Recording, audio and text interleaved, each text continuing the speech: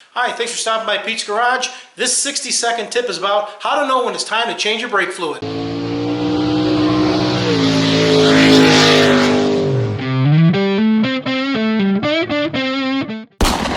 The brake system in your car is a closed hydraulic fluid system, much like power steering. Now, besides normal wear and tear, the biggest threat to any closed hydraulic system is moisture. As the components wear in your brake system, they leave behind copper, and copper is the only true measurement of how dirty or how broken down the brake fluid is. Now, if you want to test for corrosion and the amount of copper in your brake fluid, you go to brakebleeder.com and get some of these brake strips, and we're going to use these to test the amount of copper in brake fluid. Remove the cover from your brake fluid reservoir and hold the test strip in for 1 second.